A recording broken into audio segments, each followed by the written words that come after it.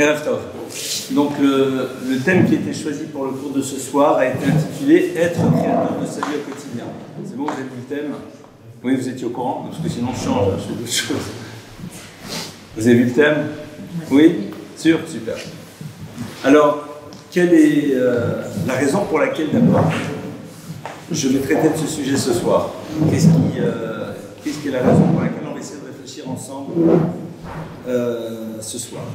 Vous savez que dans les textes de nos maîtres, nous avons certains livres fondamentaux qui ont été écrits et qui deviennent à un moment des guides de référence.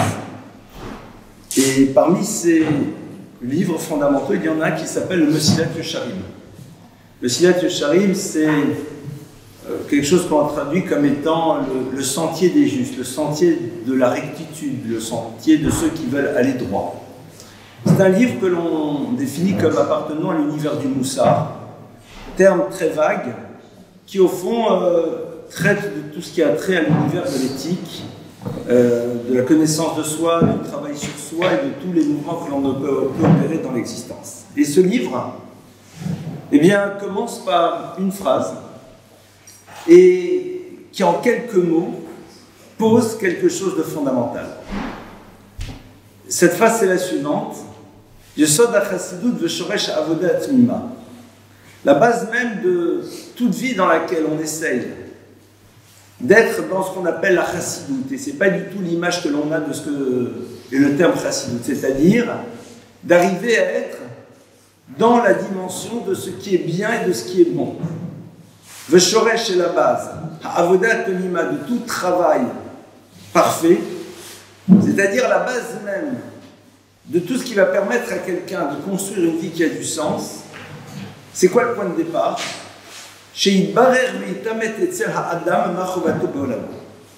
Traduction. Que se définisse de la manière la plus claire, et que se définisse de la manière la plus vraie chez l'individu, quelle est son obligation be'olamo dans son univers. Alors, cette phrase-là, qui a l'air d'être toute banale, est une phrase qui nous renvoie à la réflexion qu'on va tous se poser un jour ou l'autre dans notre vie, c'est-à-dire sur qu'est-ce que, non pas nous attendons de la vie, mais qu'est-ce que la vie attend de nous. On est dans un univers dans lequel la plupart du temps, les gens ont l'habitude de dire « moi j'attends de la vie, j'attends de l'autre et j'attends de ». Pour la Torah, c'est exactement la question contraire qui se pose. « Ma chovato ba'olamo » Quelle est ton obligation, c'est-à-dire qu'est-ce que l'univers dans lequel tu te trouves attend de toi? Qu'est-ce que la vie attend de toi? Et c'est vrai que nous sommes ici donc dans deux visions radicalement différentes de la manière dont on peut voir l'existence. Le Rav Dessler, qui est un des grands maîtres de la pensée juive, qui a vécu avant la Shoah et après la Shoah, qui est mort dans les années 50, dans ses ouvrages développe à un moment un concept fondamental. Et ce concept est le suivant. Il dit, voilà, dans le monde dans lequel on se trouve, il y a deux grandes catégories d'individus. Il y en a deux. Il y a l'univers de ceux que l'on appelle les notnim, c'est-à-dire de ceux qui vont chercher à donner. Et il va y avoir l'univers des gens qui vont être des notlim, qui vont chercher à prendre. Alors, de manière générale, on traduit les choses de manière très imparfaite. Parce qu'on a des représentations. On voit l'univers de ceux qui veulent prendre comme étant l'égoïste, celui qui est là, qui veut tout pour lui. Et le noten, c'est celui qui est là et qui partage et qui donne. En vérité, c'est légèrement différent.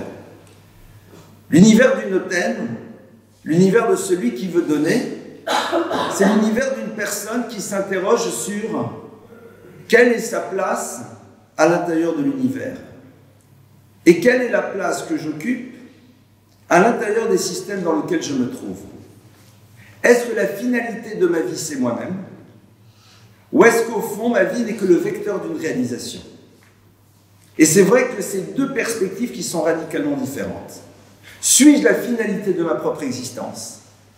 Et donc, à partir de cela, la totalité des mouvements que je vais mettre en place dans ma vie vont être exclusivement tournés vers moi-même.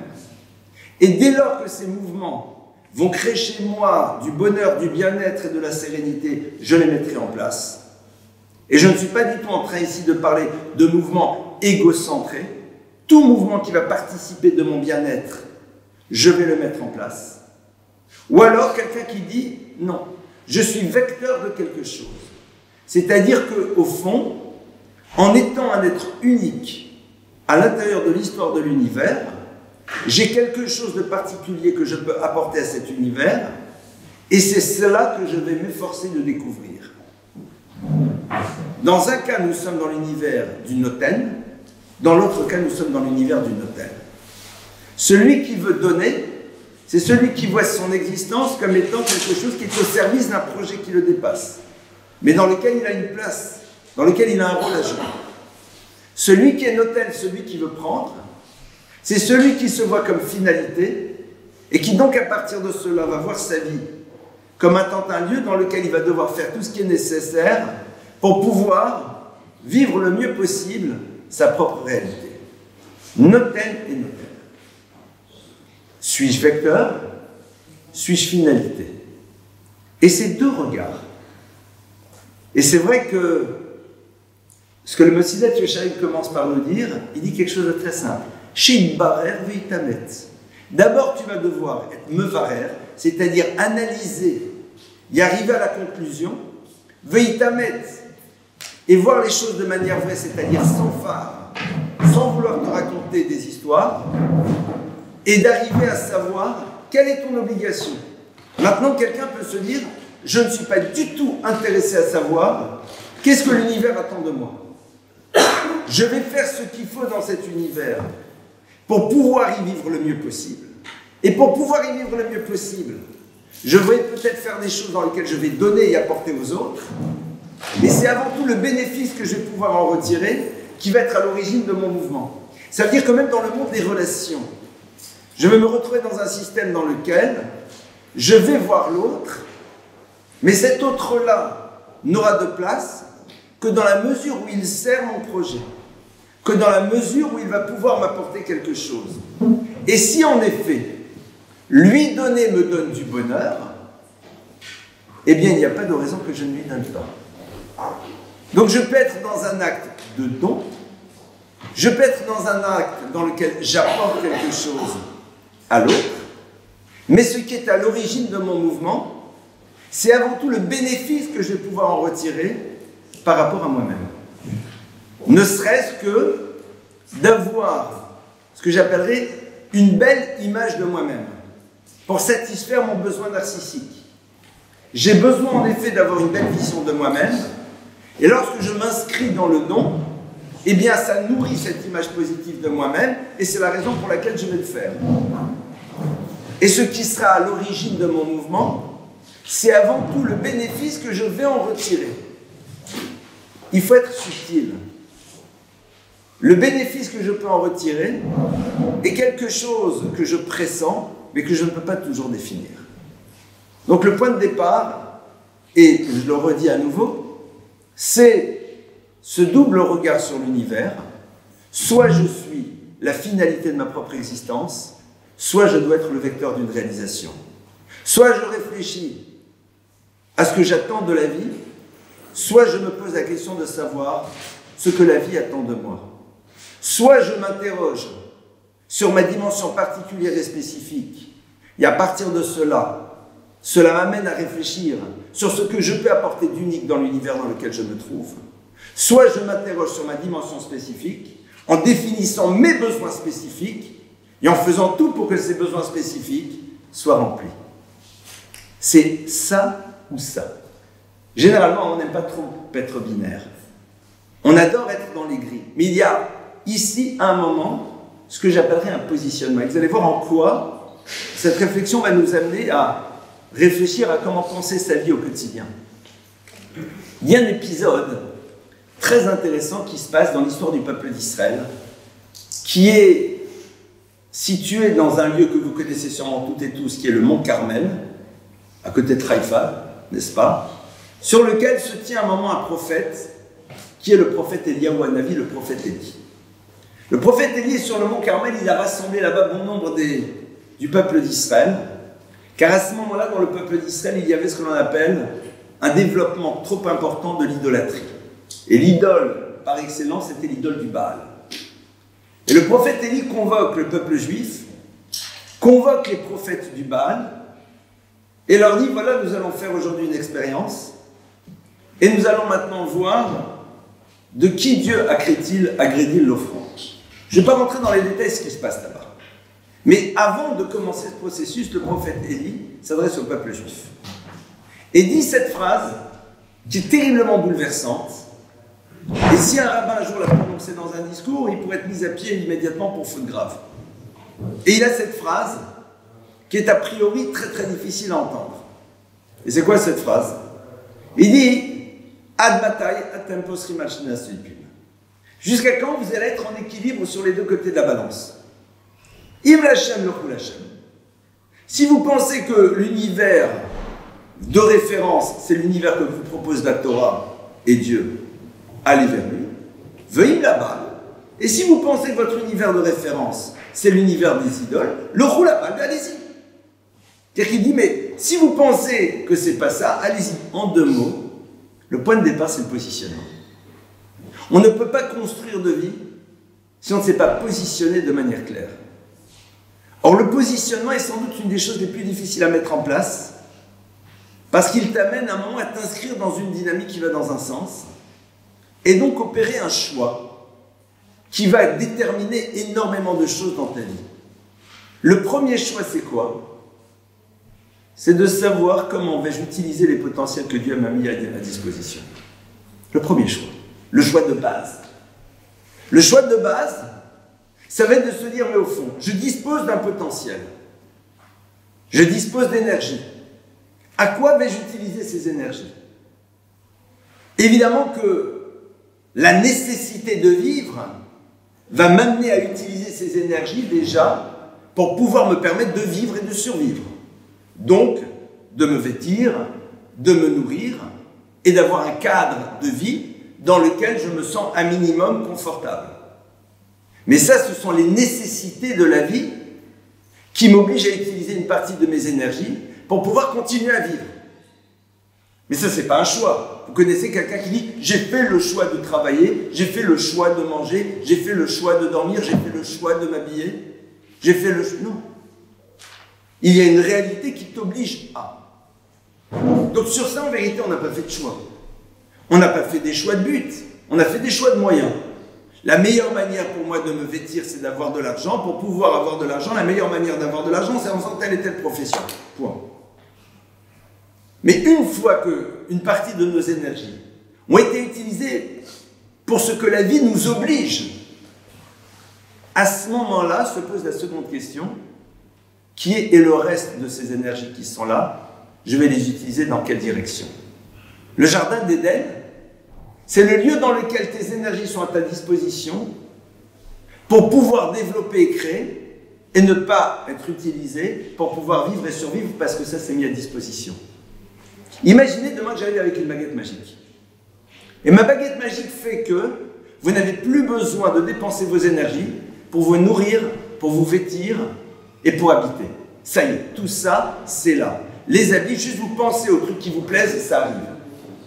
Pour la nourriture, tout est présent, tout est livré à domicile.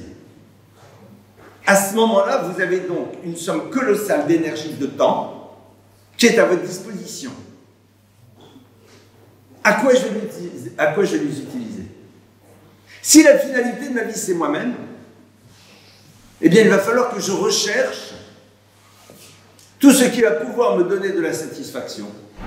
Or, comme mes besoins immédiats sont comblés, il va falloir que je me crée d'autres besoins pour pouvoir utiliser des énergies, pour pouvoir accéder à ces choses qui vont me donner du plaisir, et ça s'arrêtera là. Ou alors, je me dis génial, je dispose de toutes ces énergies, elles font partie de moi. À partir de là, qu'est-ce que l'on attend de moi? Traduction, on m'a donné une somme de potentiel qui est colossale, à quoi je vais les destiner? Dans quelle direction je vais les utiliser? Créer sa vie au quotidien, c'est d'abord être prêt à se poser cette question. Et cette question, elle n'est pas simple. Pourquoi elle n'est pas simple? Parce que comme on l'a vu, c'est le prophète Élie sur le mont Carmel. C'est deux axes de réflexion totalement différents et qui nous envoient la nécessité, qui nous renvoie, pardonnez-moi, à la nécessité tous les jours de s'interroger. Je vous donne un exemple tout simple. Parmi des choses qui ont été mises à notre disposition, c'est du temps. Le temps existe. Vous vous levez le matin, vous vous levez un dimanche matin. Vous n'avez pas d'examen à préparer. Donc il n'y a pas de choses extérieures qui créent d'obligations. Donc vous avez face à vous 8 heures, 10 heures, 12 heures de temps qui vous appartiennent. Votre intelligence qui vous permet de faire des équations au 17e degré, elle est là. La force qui vous permet de réaliser plein de choses, elle est là. Les énergies qui vous permettent de faire un match de tennis sont là. Votre regard est là. Votre sensibilité est là. Toutes ces choses-là sont présentes. Elles sont là. À quoi je les utilise? À quoi je vais les utiliser aujourd'hui? Il n'y a rien de pire dans la vie que de gâcher son potentiel. Soit en ne voulant pas le connaître, soit en décidant de ne pas l'utiliser. Ou alors, en l'utilisant dans des univers inappropriés. C'est-à-dire, tu avais 12 heures, t'en as fait quoi? Tu avais ton intelligence que tu as mise au ralenti en regardant des jeux bêtes. Pourquoi? C'est très intéressant. C'est-à-dire que regardez, si on voyait et on s'interrogeait par rapport à nous, on se dirait, mais attends, dans cette journée-là, je disposais de toutes les énergies dont je dispose tous les jours de la semaine. Tous les jours de la semaine, ces énergies-là créent énormément de choses, sont utilisées pour beaucoup de choses qui sont obligatoires. Ça veut dire que ce qui crée mon mouvement, c'est les obligations qui sont créées par des choses qui sont à l'extérieur de moi-même, qui elles-mêmes sont sous-tendues par la nécessité de vivre. Parce que si je résume les choses de manière un peu basique, et je le dis d'ailleurs, c'est un peu basique parce qu'on va pouvoir un peu le développer, la nécessité de vivre, de manger, de boire, de me vêtir, etc., m'amène à être obligé d'investir dans des études pour pouvoir à un moment avoir une profession qui me permettra de gagner ma vie. Et si déjà j'ai une profession, autant qu'elle soit sympathique, agréable et qu'elle m'apporte beaucoup de choses. Le Talmud dit, le monde a besoin de tanneurs de peau et de parfumeurs, heureux celui qui arrive à devenir parfumeur. C'est quand même beaucoup plus sympa d'être dans une parfumerie que d'être dans une tannerie de peau où l'odeur est horrible. Donc il n'y a pas de problème. Mais qu'on le veuille ou pas, si tu n'avais pas cette obligation, mais comme on sait très bien qu'on n'a pas tous gagné au loto, mais si vous avez gagné, vous me dites. Hein. Donc, concrètement, il y a cette nécessité d'obtenir ce diplôme qui va pouvoir m'amener à un moment à avoir une profession qui me permettra d'exister socialement, d'avoir de l'argent, de vivre, qui est là et qui crée chez moi une obligation. Quand cette obligation qui est à l'extérieur de moi n'est pas présente, qu'est-ce que j'exige de moi-même? Qu'est-ce que j'attends de moi? Et c'est très intéressant parce qu'on fait le constat qu'on dispose. Donc au fond, ce que nous sommes n'est absolument pas l'expression de notre choix, mais c'est le fruit d'une nécessité.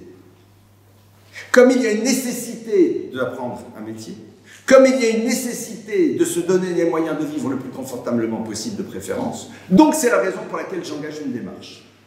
Et cette démarche-là, bien sûr, si déjà, autant que je la fasse dans un domaine dans lequel j'ai un potentiel particulier, je suis super bon en maths, je suis super bon en psychologie, je suis super bon dans tel et tel domaine, donc j'ai bien repéré mon potentiel, et je dis, ce potentiel dont je dispose, puisque de toute façon il va falloir que j'ai quelque chose qui me nourrisse, je le connais, je vais l'utiliser dans le cadre le plus approprié pour que le retour soit le plus efficace pour moi. Mais la finalité, c'est moi-même et ma vie ici-bas. Et ça s'arrête là. Posons-nous la question de savoir quelle est l'exigence que l'on a décidé de construire par rapport à soi-même, qu'il ne soit pas déterminé par des nécessités d'existence. Et c'est ça qui va être le point d'entrée. Et c'est ce qu'on a vu tout à l'heure. Soit je suis vecteur, soit je suis finalité. Si je suis vecteur, eh bien à ce moment-là, cette interrogation sur le fait que je sois vecteur m'amène à penser sur l'obligation que j'ai dans cet univers que je vais pouvoir déterminer. Comment est-ce que je vais pouvoir déterminer qu'est-ce que l'on attend de moi? Alors imaginez que demain on me dise à moi, Elie Lemel, personnellement, j'adore dire moi personnellement, d'accord? Donc imaginez qu'on me dise, ce que l'on attend de toi, on ne te le dira jamais. On le met dans un endroit. Et on dit, Lemel, sache qu'en vérité, l'univers dans lequel tu as été posé attend quelque chose de toi. Et moi, je considère que ma vie n'est pas ma propre finalité, mais qu'en vérité, évidemment, je suis là pour participer à quelque chose qui va en plus m'équilibrer et me donner, mais dont le point de départ, c'est avant tout quelle est mon obligation. On va me dire, voilà, tu dois réaliser quelque chose. Sache-le. Sinon, tu passes à côté de ta vie. Quoi, monsieur? Je ne sais pas. Comment je fais? Alors, il y a celui qui appelle sa mère, celui qui appelle un grand rabbin, et puis celui qui a lu la Torah et sa seconde version, et qui se rappelle que dans la Torah, dans la version que l'on n'a pas, il y avait un 11e commandement. Vous ne connaissez pas ce 11e commandement? C'est « Halte l'exil, ne sois pas un imbécile ». Donc en deux mots, dans la vie, c'est peut-être pas mal de réfléchir. Donc il dit « J'ai un outil qui s'appelle mon cerveau, je réfléchis ». Comment j'élabore ma réflexion pour savoir quelle est mon obligation dans cet univers? Si demain je vous dis « Découvrez ce que la vie attend de vous », comment vous allez faire? Alors, je vais prendre un exemple tout bête. Je vais m'imaginer être un ouvrier que l'on met dans une maison et on lui dit « Sache que l'on attend quelque chose de toi, tu dois réaliser quelque chose dans cet univers. » Moi, je suis là, je suis dans cette maison. Est-ce que vous êtes d'accord qu'avec mes doigts, avec ma tête, je peux faire des choses, mais de manière relativement limitée? Qu'est-ce qui me permet de créer? Qu'est-ce qui me permet de créer, de réaliser? C'est avant tout d'avoir des... Non. Pour pouvoir créer quelque chose, il faut quoi? Des outils. Je vais m'interroger sur mes outils. On me dit, voilà, tu dois faire des trucs. Ici. Tu dois créer des choses. Alors, soit je constate qu'on n'a pas donné de boîte à outils. Donc j'analyse, je me dis, qu'est-ce que je peux mettre en place dans une maison juste avec des mains et des pieds? Et là, je vais découvrir peut-être, en effet, mettre des ampoules, faire toutes sortes de choses avec des mains et les mains me suffisent amplement. Et mon esprit va me permettre de découvrir toutes ces choses que je peux réaliser juste avec des mains. D'accord? Maintenant, à un moment, je découvre, ah non, on m'a donné une boîte à outils. J'ouvre ma boîte à outils. Si je découvre là-dedans des tout petits tournevis, évidemment que je risque fort de m'imaginer que je ne suis pas là pour créer des armoires. Par contre, si je trouve un rabot et d'autres choses, si je réfléchis un instant, je vais me dire, tiens, avec ça, je peux créer des armoires, je peux éventuellement faire de la menuiserie. C'est-à-dire, je vais examiner ma boîte à outils. Maintenant, si je ne suis pas dans un monde dans lequel je m'interroge sur ce que l'on attend de moi, je vais découvrir ma boîte à outils et je vais dire, génial, il y a un marteau. Et avec un marteau, c'est comme dans la chanson de Goldman, sur les mains. Tu peux enfoncer un clou ou tu peux casser une vitre. Goldman le chante très joliment. Des mains pour donner ou des mains pour prendre. Des mains pour frapper, des mains pour caresser. Je dispose d'une main, je peux te donner une caresse. Et ça te donnera énormément. Je peux te mettre une claque. Je peux avec ma main prendre ce que j'ai chez moi et te donner quelque chose. Mais ma main peut être là pour aller filer dans ta poche et prendre ce que je veux. Avec mon regard, je peux t'envoyer de la tendresse ou je peux te regarder de manière dure. Avec ma bouche, je peux te dire des mots qui vont te nourrir ou au contraire te dire des mots qui vont te détruire. Mais ça, c'est mon choix. Et c'est exactement ce que nos maîtres disent. Le choix de base, c'est comment j'ai utilisé le potentiel. Mais d'abord, il va falloir que je les connaisse et que j'ouvre ma boîte à outils.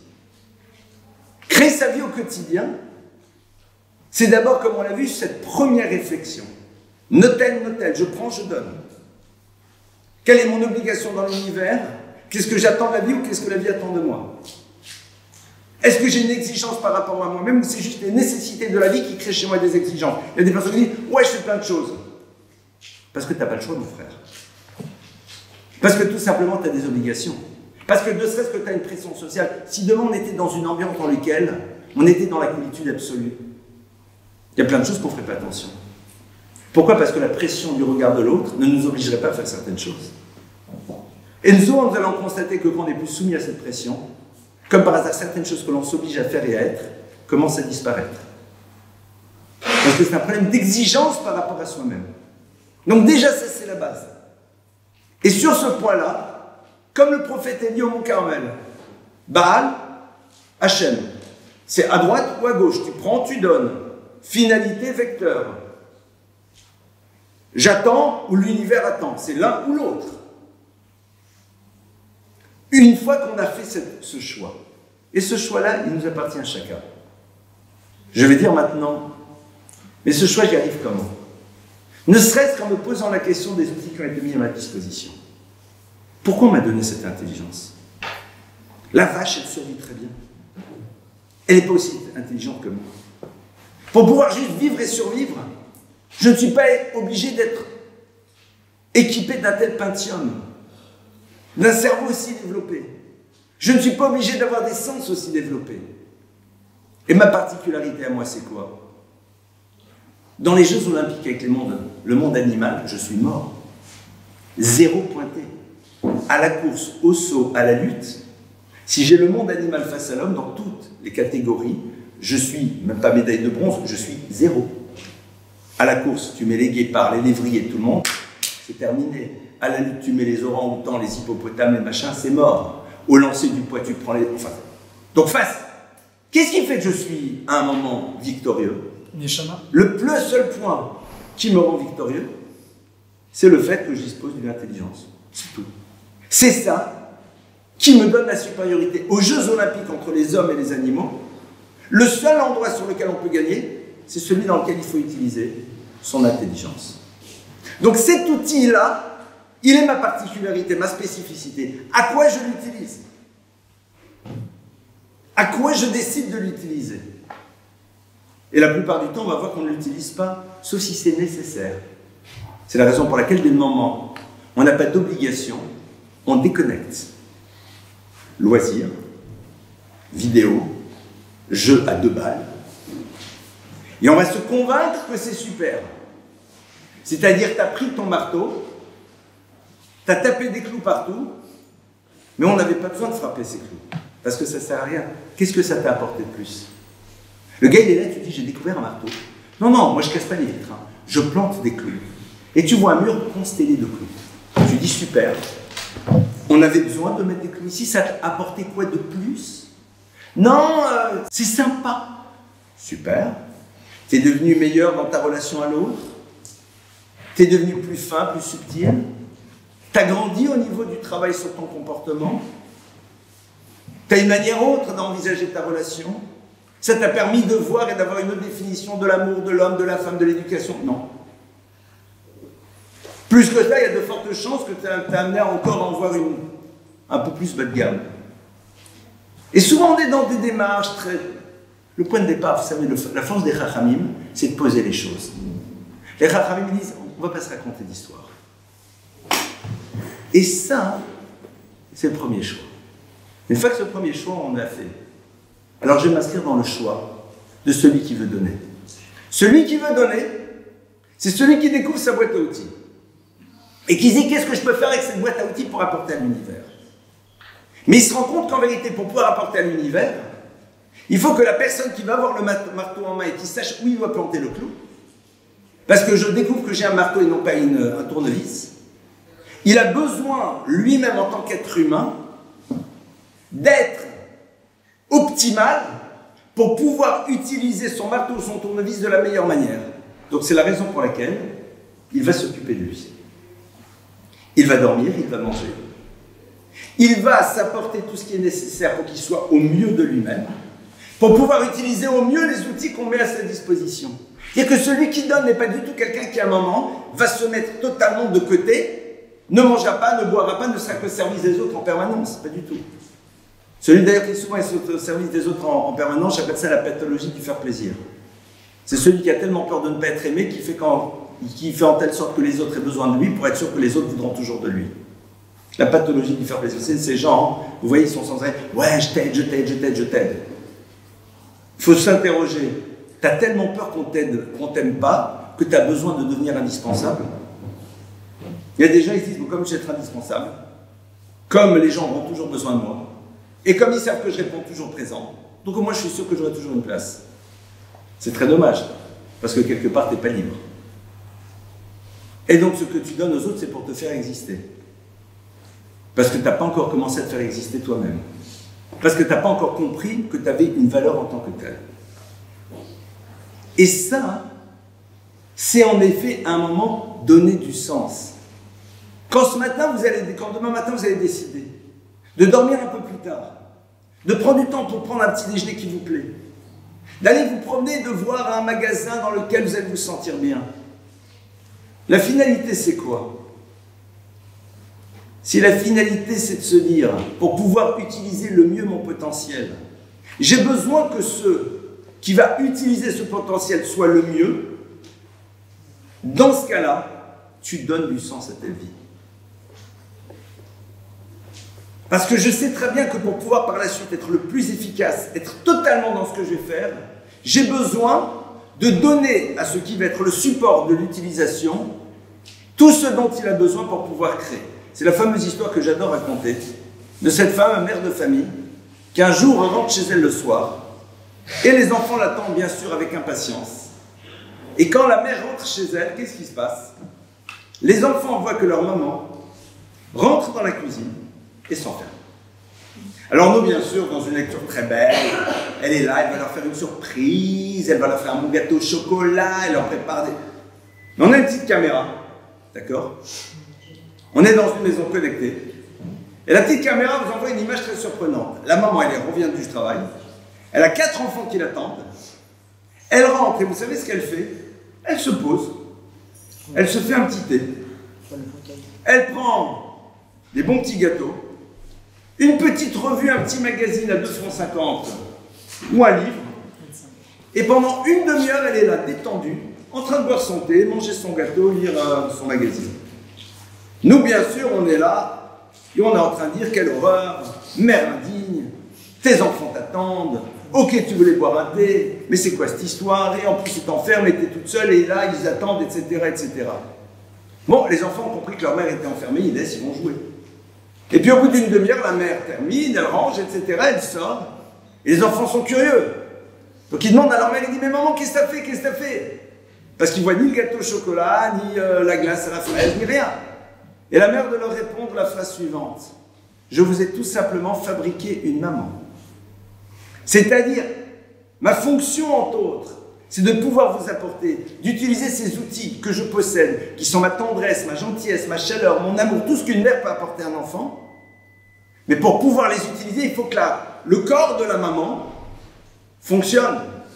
Il faut que la base de ce qui va pouvoir transporter, ce qui va vous apporter, elle-même soit en état de fonctionnement.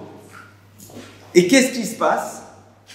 En me tournant vers moi-même à ce moment-là, je suis en train de créer quoi? La possibilité d'utiliser de manière optimale mon potentiel, de par le fait que ce qui est le support de cette potentialité qui est mon corps, a ce dont il a besoin pour pouvoir par la suite s'exprimer le mieux possible.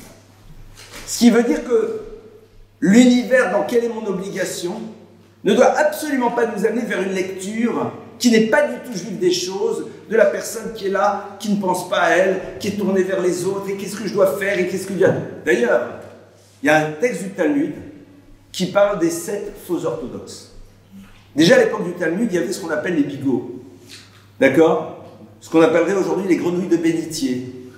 Ces personnes-là qui se faisaient passer pour des orthodoxes, le Talmud cite 7 personnages qui sont très... D'accord? Et on décrit chaque fois comment c'est des grosses crapules. Et à un moment, parmi ces 7 faux orthodoxes, le Talmud, les Chachamim, ils n'ont aucun problème. Hein. Ils savaient très bien quels étaient les dangers. Et à un moment, ils disent, parmi ces 7-là, il y a une catégorie, c'est quoi? C'est Machovati Tuve Esena. Qu'est-ce que je peux encore faire de plus? C'est-à-dire, c'est quelqu'un qui ne se fait exister qu'à travers le fait que je fais pour les autres, je fais. Mais en réalité, la finalité, c'est de se faire exister lui-même. La Torah dit, pour pouvoir remplir ta fonction, d'abord, sois à l'écoute de tes besoins. Et n'existe pas qu'à travers ce que tu vas réaliser. Mais d'abord, donne-toi les moyens. C'est la raison pour laquelle, pour la Torah, donner du sens à son quotidien, c'est tout simplement s'interroger sur le pourquoi de l'investissement que j'ai lorsque j'en suis la première finalité. Pourquoi? Pour faire quoi? Pour quelle chose j'investis là-dedans?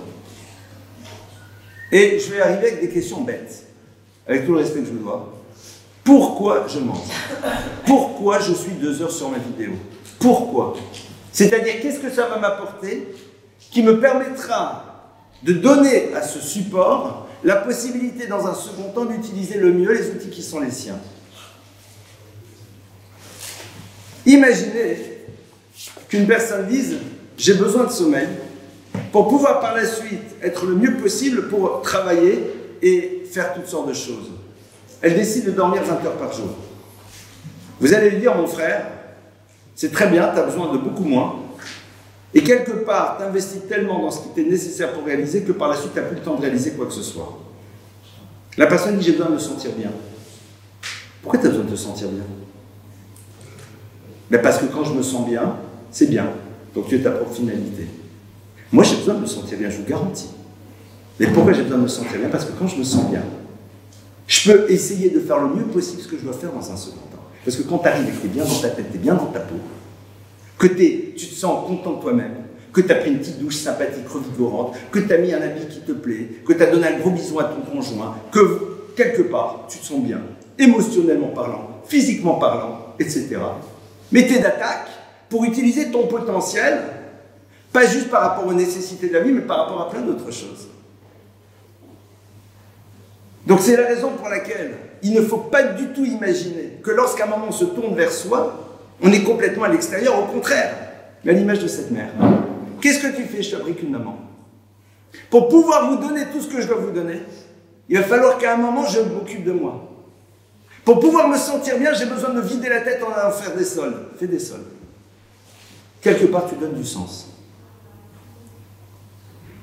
Et dès le moment où tu donnes du sens, parce que ça participe à ton équilibre, pour pouvoir par la suite encore mieux utiliser tes outils, parce que si j'arrive épuisé, si j'arrive complètement mal, je ne pourrais pas utiliser comme il se doit les outils qui ont été mis à ma disposition, eh bien au fond c'est dommage, je gâche.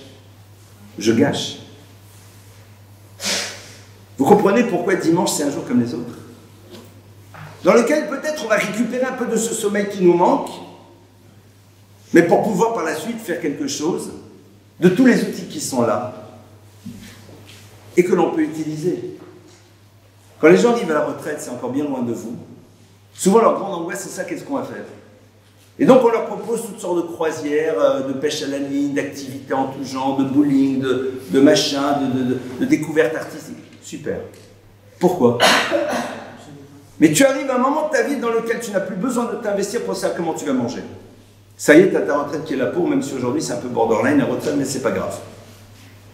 Tu as déjà ta maison, on va rentrer dans un cadre classique, tu as ta maison déjà super. Tu as travaillé, tu as maintenant de quoi manger, te nourrir, il n'y a pas de problème. Donc tu disposes de 7 fois 24 heures. Allez, 8 heures de sommeil, Mazal Tov. 4 heures par jour pour manger, te détendre et faire des choses qui te plaisent, tu n'as pas eu le temps de faire. Super. 5 heures, 6 heures. Allez, vas-y mon frère, 6 heures. 7 heures, 8 heures. 8 et 8, 16. Tiens, il reste encore 8 heures. Tu fais quoi avec ces 8 heures? 8 heures pour dormir. 8 heures pour manger, se promener, regarder la télé, les émissions que j'ai toujours voulu voir, que fais-je? Mais il te reste 8 heures, non? On est d'accord, vous faites des maths ici. 8 plus 8 plus 8, ça fait combien? D'accord? 8 heures de sommeil, plus 8 heures, le truc ça fait 16. 17, 18, 19, 20, 21, 22, 23, 24, on est bon. D'accord? Parce que je vous regardais, vous avez l'air d'être étonné, je me dis peut-être que 8, parce que le 4. Je dis, ça peut peut-être, il y a un nouveau système. Donc je suis en train de me dire, j'ai même oublié l'étape de multiplication. Je compte ces 8 heures. Baruch Hashem, il y a Internet. Baruch Hashem, il y a toutes les vidéos à 2 balles. Et donc à partir de cela, si tu t'es jamais posé la question, mais c'est très angoissant. 7 fois par semaine, tu disposes de 8 heures. Parce que 8 heures, c'est pour manger, pour boire, pour te promener, pour faire, enfin même...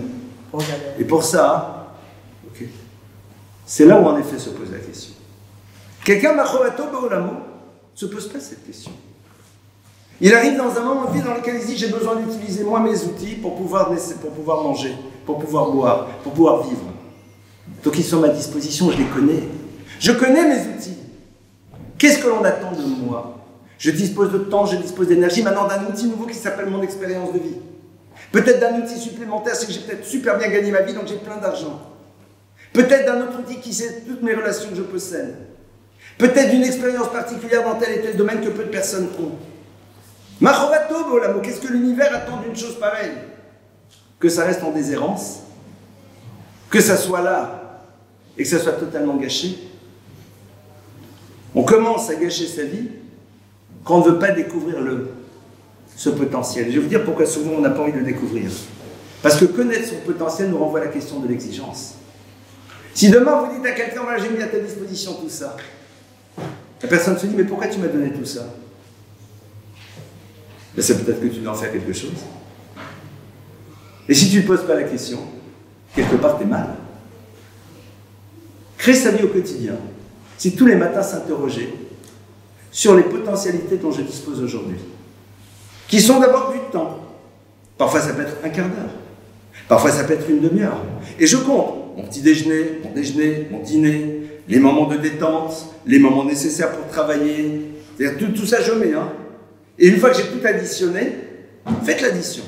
Imaginez que le portable n'existe pas. D'accord? Internet n'existe plus. D'accord? On déconnecte pendant une semaine, ça n'existe plus. On a fait disparaître. D'accord? Ça existait un moment. Qu'il n'y a plus de télé. Donc vous vous levez le matin, vous analysez ce que vous allez avoir besoin de faire dans la journée. Une fois que vous avez fini de voir tout ce qui est nécessaire, parce que si vous ne le faites pas, vous ne vivez pas. Après que vous ayez mis ce que vous avez besoin pour vous sentir bien, il vous reste un peu de temps. Je l'utilise à quoi? C'est la raison pour laquelle on a tellement besoin de prendre la fuite. C'est la raison pour laquelle on a tellement besoin de se remplir de nouvelles choses.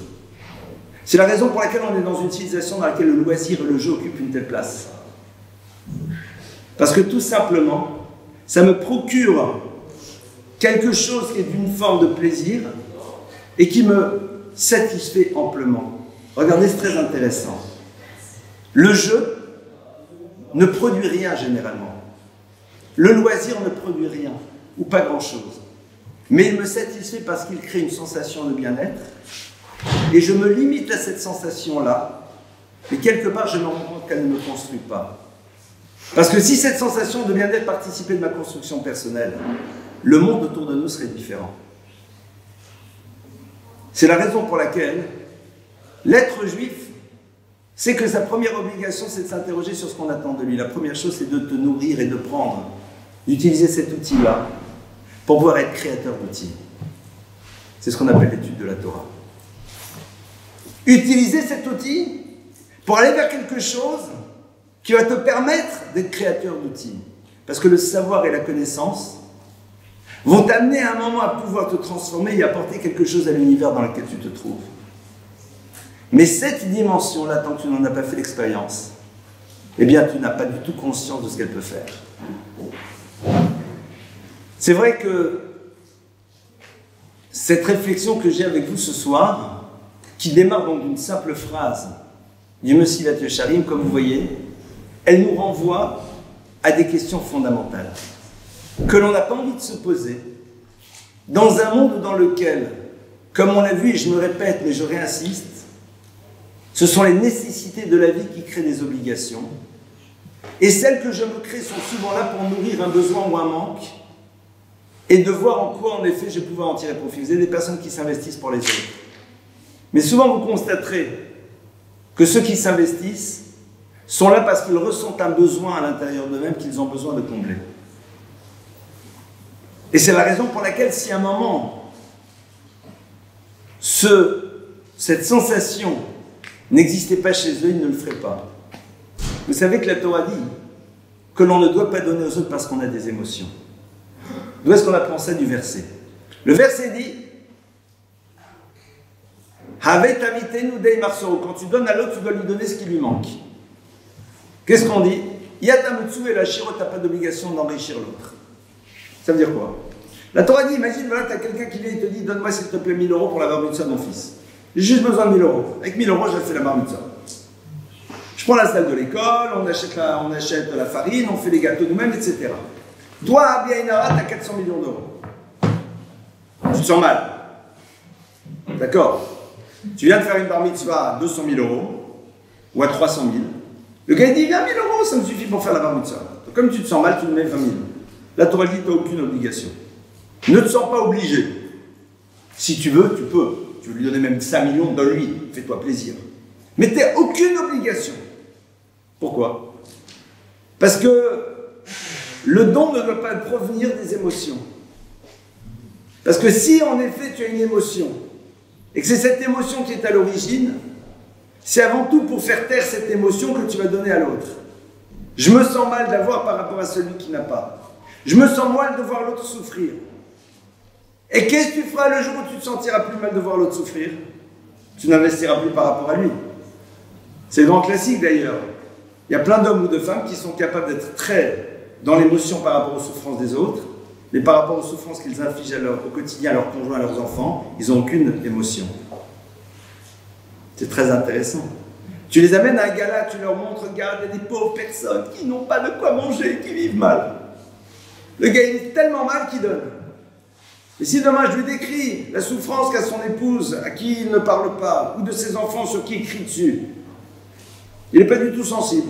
Il ne fera pas du tout ce qui est nécessaire pour qu'il souffre moins. Pourquoi? Parce que lui considère que ça ne le touche pas. C'est une crapule. Total et fini. Lui, il est persuadé qu'il donne. Tu n'es pas un donneur, tu es un preneur. En donnant aux autres, tu as fait taire le sentiment de mal-être que tu as d'avoir par rapport à ceux qui n'ont pas. Mais vis-à-vis de ceux chez qui ce sentiment de mal-être n'existe pas, tu n'as pas de problème. Et vous êtes d'accord que ça rend dingue? Quand on a dans nos environnements des gens qui, quand vous créez chez eux des émotions, sont capables de s'investir, mais sont incapables de percevoir la souffrance qu'ils créent au quotidien autour d'eux, c'est insupportable. C'est insupportable. C'est pour ça que la Torah te dit, c'est pas, c'est quelle est mon obligation? J'ai une possibilité de faire en telle sorte que les gens autour de moi se sentent bien. Oui ou non? En leur souriant.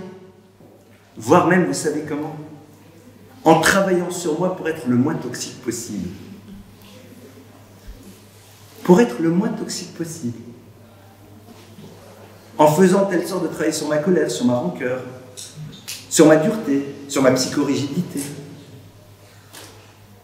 Et cette possibilité que j'ai de travailler sur moi, je la connais. Parce que quand je suis rentré dans la boîte et que mon patron il m'a mal parlé, comme c'est nécessaire d'être calme et d'être souriant, j'ai été calme et souriant. Quand je suis passé devant le jury et que j'étais éclaté de fatigue, j'ai retrouvé mes énergies pour être là et être très sympathique. Mais quand il s'agit de ce qui se passe chez ma mère, chez mon père, chez mon frère, chez ma soeur et chez d'autres, comme par hasard, ces énergies-là, je ne les trouve plus. C'est intéressant. Mais il y a des situations qui te montrent que tu peux être moins toxique. Alors pourquoi tu ne décides pas d'abord d'apporter à l'univers ta non-toxicité? Ne serait-ce que ça. Je me lève le matin, je me dis, mais qu'est-ce que je peux apporter au monde? De commencer à travailler aujourd'hui sur ma gentillesse, sur mon écoute, sur mes colères, sur mes rancœurs. Parce que dans ce cas-là, chaque personne que je vais rencontrer va profiter de ce travail que j'aurai fait. Et j'ai les outils, je les connais. C'est que quand c'est nécessaire absolument, je suis capable de dire, c'est pas grave. Quand c'est la personne dont j'ai envie de tomber amoureux, qui ne me calcule pas, je découvre que je suis capable de dire, c'est pas grave, tu devais être fatigué, tout le monde peut oublier, ça fait partie de la vie. Donc tu es capable de le faire. Quand tu es marié, c'est comme par hasard des phrases que tu oublies. Ou vis-à-vis de ton père, de ta mère, de ton frère, de ta soeur, de l'autre. Ces phrases-là, tu ne peux plus les prononcer. Mais tu es capable. Tu as ça en potentiel. Pourquoi tu ne décides pas de l'utiliser dans tous les domaines et de transformer l'univers dans lequel tu te trouves? Et c'est ça qui est génial. C'est-à-dire qu'au fond, un juif qui a décidé de comprendre ce que la Torah lui propose, il ne s'ennuie jamais. Parce qu'il n'y a pas un jour de sa vie dans lequel il ne peut pas donner de sens à travers ce mouvement qui va opérer à l'intérieur de lui-même. Et comme je vous l'ai dit tout à l'heure, mettons-nous de côté. Mettons de côté, pardonnez-moi totalement cette idée que quelle est mon obligation dans l'univers? C'est de faire abstraction de moi-même, non, comme la femme qui se prépare à devenir mère. Qu'est-ce que je peux donner à l'univers dans lequel je suis? Vous avez besoin d'y réfléchir maintenant, nous avons besoin d'y réfléchir. Vous savez, un jour, à l'exception des quelques couples qui sont là, mais il n'y en a pas beaucoup, vous serez tous mariés, Bezrat Hashem. Et ce qu'on vous demandera, c'est de donner à votre conjoint ce que personne d'autre ne peut lui donner si ce n'est vous. C'est quoi? C'est votre présence, votre écoute, votre tendresse. Tout ce qu'il n'y a que vous qui devez lui donner et personne d'autre. Vos enfants ont besoin de recevoir, votre conjoint aura besoin de recevoir ce que personne d'autre autre que vous n'a le droit de lui donner. La serveuse, elle a le droit de donner à ton mari son plat. La blanchisseuse, elle a le droit de lui donner sa chemise. Le monsieur, il a le droit de te donner de l'argent pour que tu puisses acheter. Il a le droit de te donner du salaire. Il a le droit de t'aider à porter un paquet. Par contre, il y a des choses qu'il n'a pas le droit. Et la serveuse, il y a des choses qu'elle n'a pas le droit. Est-ce qu'on se prépare aujourd'hui à donner à l'autre ce qu'il n'y a que nous qui pourrons et devrons lui donner? Vous imaginez un petit peu?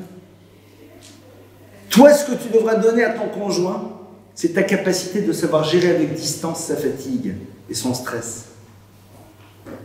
Ce qui est intéressant, c'est que vis-à-vis d'autres, on sera capable de le faire, parce que ça sera nécessaire. Parce que vous savez, si demain j'enlève à ma femme son statut d'épouse, et que je lui mets à la place du statut d'épouse son statut de collaboratrice, ma collaboratrice qui ce matin est stressée, je vais tout faire pour réfléchir pourquoi elle est stressée. Parce que j'ai besoin d'elle, parce que c'est nécessaire pour moi qu'elle ne soit pas stressée, sinon ça va mal se passer. Et j'en serai le premier atteint.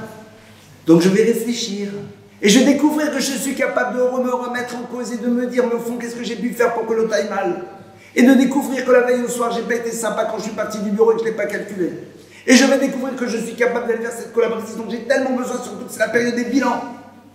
Et de lui dire, je suis désolé, hier soir, je suis parti, je ne vous ai pas calculé, mais vous savez, j'étais stressé, pardonnez-moi. Mais si c'est ma femme, et qu'elle me fait la tête, je dirais, mais qu'est-ce qu'elle me prend la tête? Elle m'énerve, celle-là. Et on me dira, mais tu ne veux pas te remettre en cause? Excuse-moi. Mais tu vois bien que tu es capable, cet outil, de savoir s'interroger, de ne pas dire sans arrêt, c'est l'autre le fusible, mais peut-être que le problème il vient de moi. Tu es capable, tu l'as, tu le possèdes, quand c'est nécessaire. Mais si tu te poses la question, qu'est-ce qu'on attend de moi? On attend de toi que tu apportes à l'autre. Et apporter à l'autre, c'est travailler pour justement, lorsqu'il y a difficulté, ne pas mettre sans arrêt un doigt accusateur sur l'autre, mais être capable peut-être de t'interroger sur toi-même. Et ça, on le commence quand? Pas le jour où on est marié, on le commence aujourd'hui. On l'a commencé hier. Et c'est valable, comme vous voyez, dans tellement de domaines. C'est-à-dire que les outils, c'est pas nécessairement qu'est-ce que je crée comme grande histoire, comme grande réalisation, comme grand mouvement, comme... Ouais, why not? Tu vas te retrouver un jour, tu vas dire, c'est celui qui a créé la banque alimentaire. C'est un banquier protestant, je crois, qui un jour s'est arrêté et il a dit, attends, j'ai une banque, j'ai de l'argent, j'ai un château, j'ai des capacités, je fais quoi avec ça? Il s'est posé la question. Qu'est-ce qu'on fait quand on sait gérer une banque? Qu'est-ce qu'on fait quand on n'a plus besoin d'utiliser ses énergies pour pouvoir avoir de quoi manger, de quoi boire et de quoi assurer la vie correcte à ses enfants et à son épouse? Ben, on utilise cet outil pour créer quelque chose.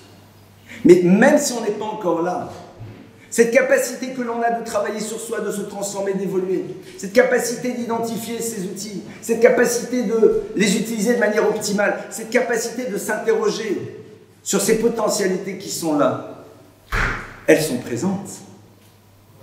À nous de savoir si on veut mettre ça en place. Évidemment, ça va faire qu'avant chaque mouvement que nous allons opérer, nous allons nous interroger en quoi ce mouvement participe. Participe-t-il de justement cette dimension de ce que la vie attend de moi? Et parfois, on verra que ce mouvement, même le plus banal, participe, comme je l'ai dit. Ce golf participe de mon bien-être. Et j'ai besoin en effet de m'occuper du corps de celui qui à un moment va pouvoir réaliser quelque chose. Il y a un maître un jour qui se levait à la fin d'un cours et il a dit « Je vais accomplir une mitzvah, un commandement ». Les élèves lui ont dit « Quoi ?» Il a dit « Je vais aller au bain public et au terme ». Ils lui ont dit « Mais comment ?» Il dit « Je vais faire du bien à ce corps qui est le véhicule de mon âme. Je vais lui donner ce dont il a besoin pour pouvoir par la suite encore mieux réaliser le potentiel qui est à l'intérieur de lui. » Dès lors que vous donnez du sens, dès lors que ce que l'on fait, même ce qui peut nous paraître trivial, participe de cette nécessité d'être dans un mieux-être, pour pouvoir le mieux possible utiliser les potentiels qui sont les nôtres, à ce moment-là, la vie, elle prend une autre dimension.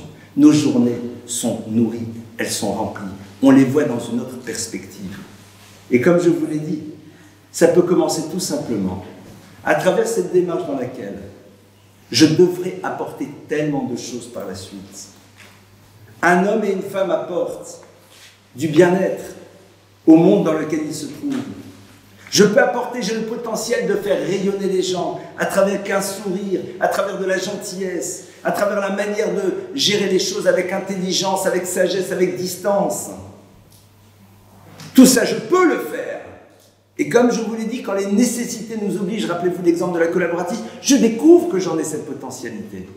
Alors aujourd'hui, je fais ce travail qui va permettre par la suite à toutes celles et à tous ceux que je rencontrerai de bénéficier de ces outils que j'ai développés, que j'ai raffermis, que j'ai construits et qui pourront créer chez eux une vie qui sera elle aussi dans le bien-être.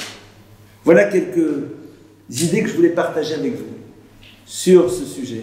Et merci pour votre écoute et bonne soirée.